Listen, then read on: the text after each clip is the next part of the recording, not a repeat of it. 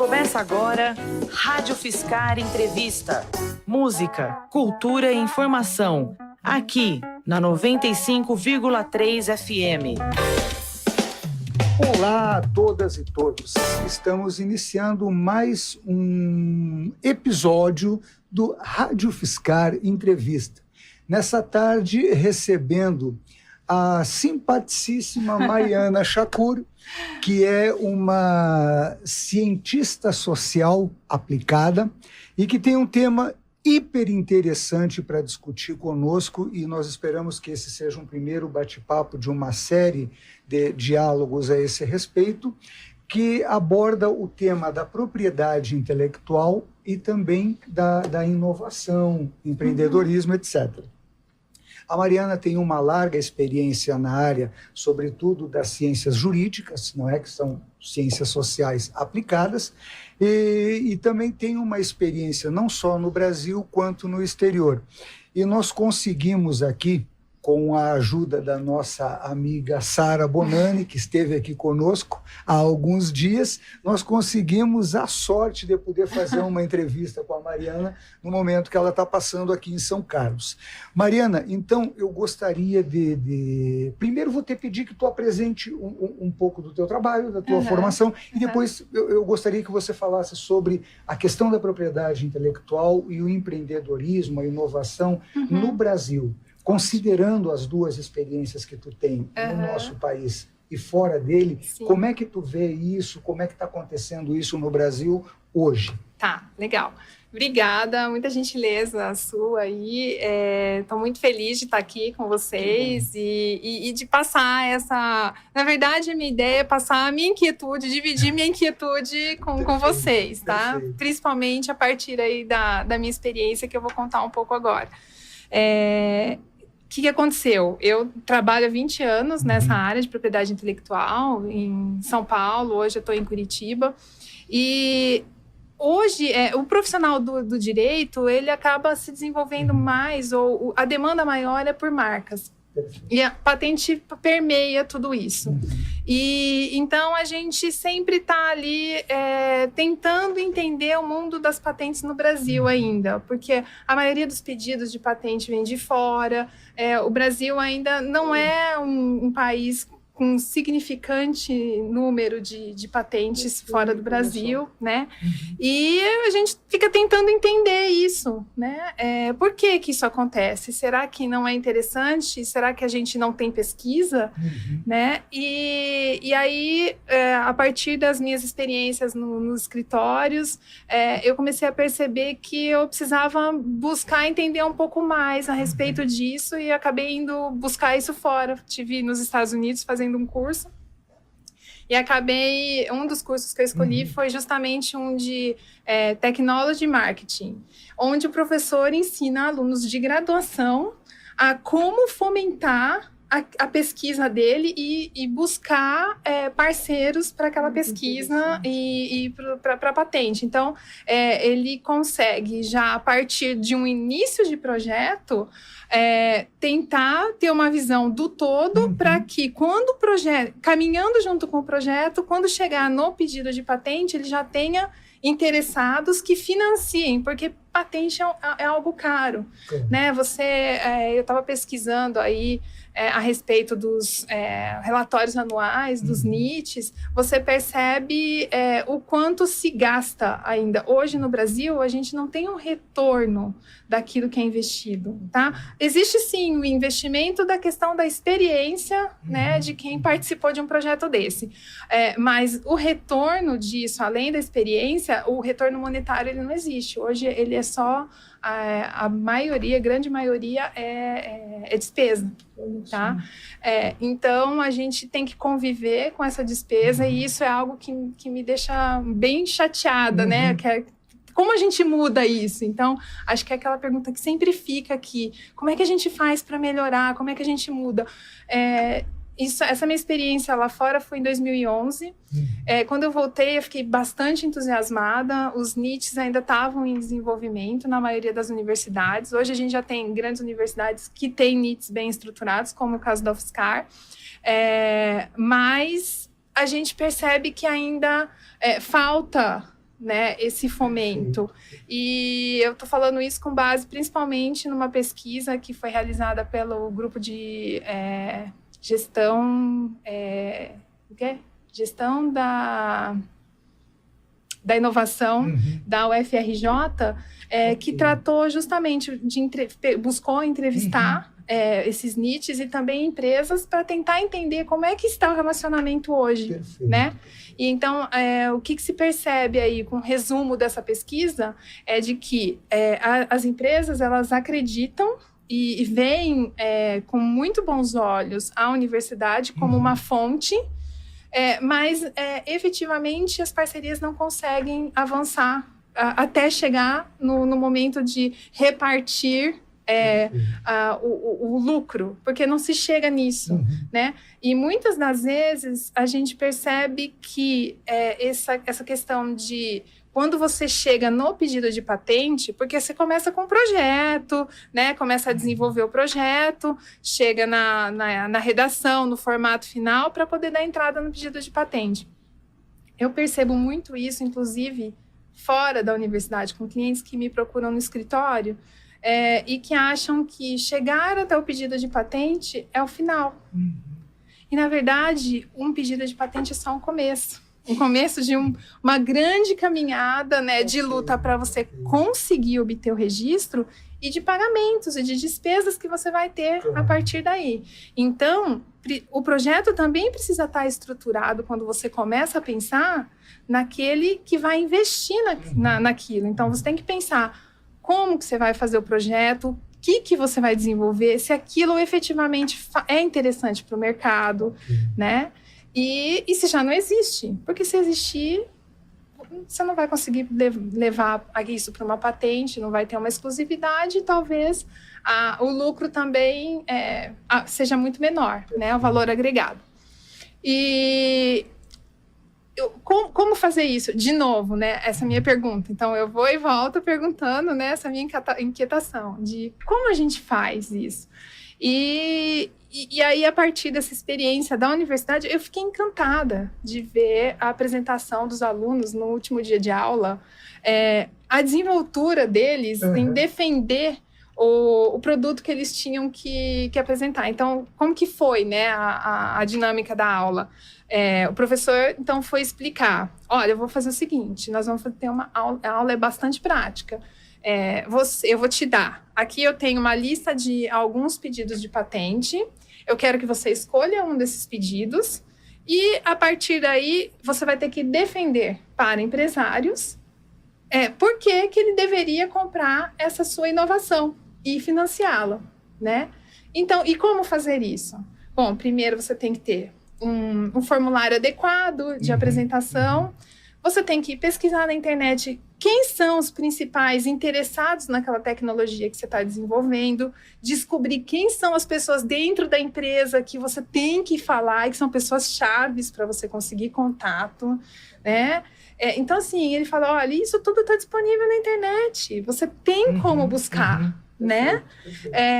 E além de não só a questão de mecanismos de busca, de Google, mas também nos bancos de dados de patentes. E aí é que entra a minha questão, né? O meu caminho.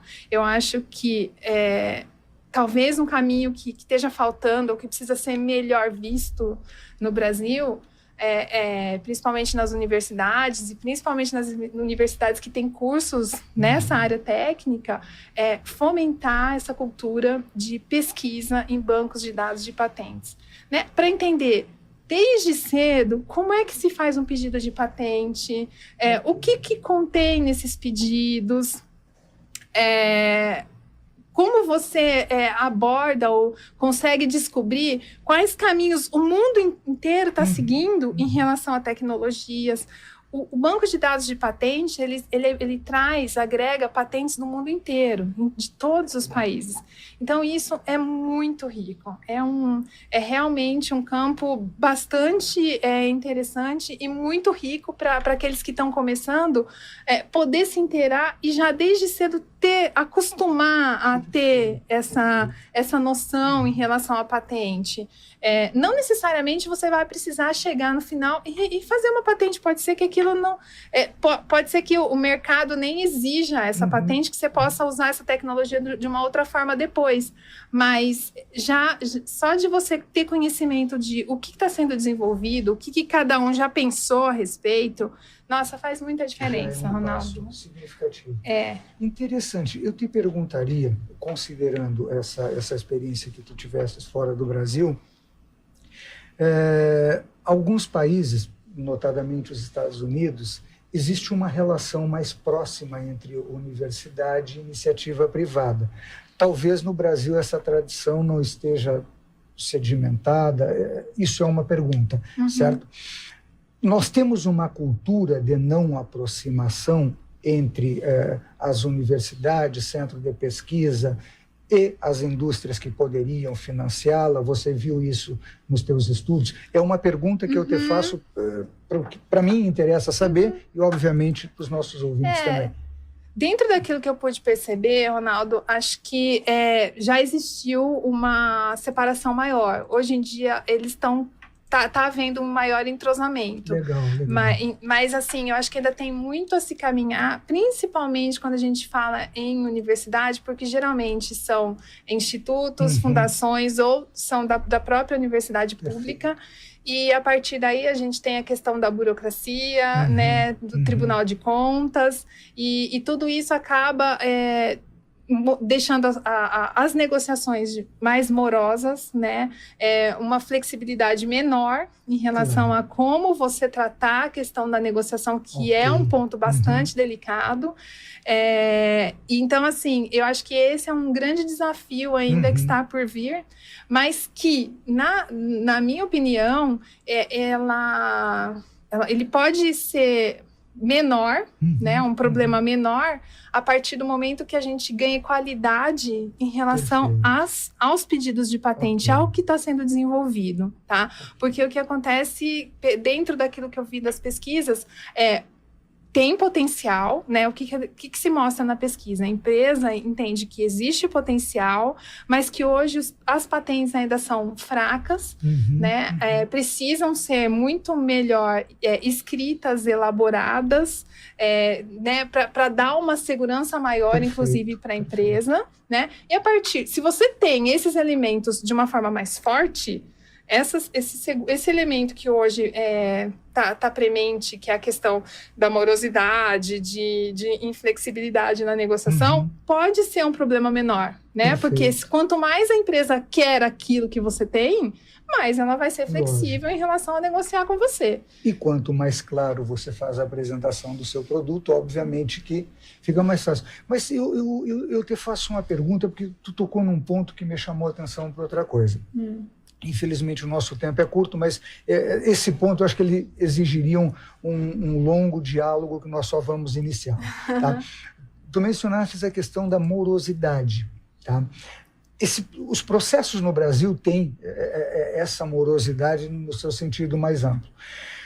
Dada a velocidade do mundo e das transformações que nós temos hoje, sobretudo com o incentivo das tecnologias virtuais e etc., esse é um problema que deve também ser repensado, ou seja, como fazer para tornar certos processos mais céleres no Brasil, o que envolve a burocracia, o que envolve mesmo o âmbito jurídico. É lógico, essa é uma pergunta que a gente está discutindo e que deveria ser muito mais aprofundado.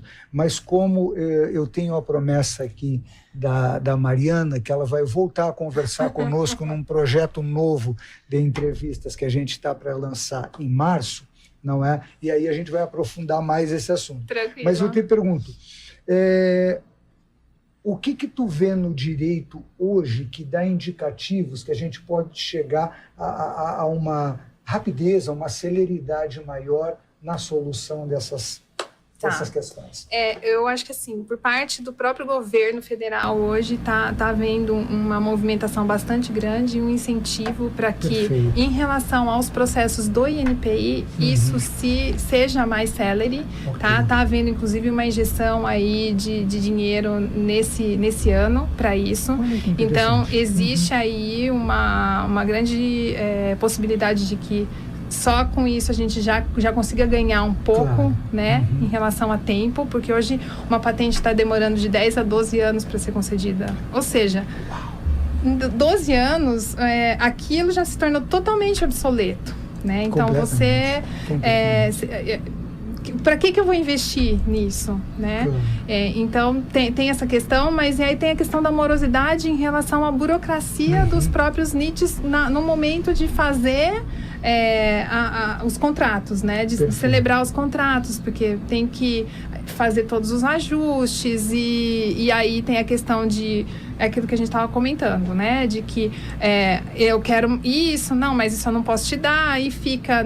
e aí tem a questão não, mas isso o TCU não vai deixar passar. Então, tudo isso acaba atrapalhando bastante, mas, de novo, principalmente porque a empresa exige um pouco mais nesse momento, porque se sente insegura. Então, a partir do momento que você entrega algo mais pronto, mais seguro, você consegue ganhar eficiência, inclusive na hora da negociação. Perfeito.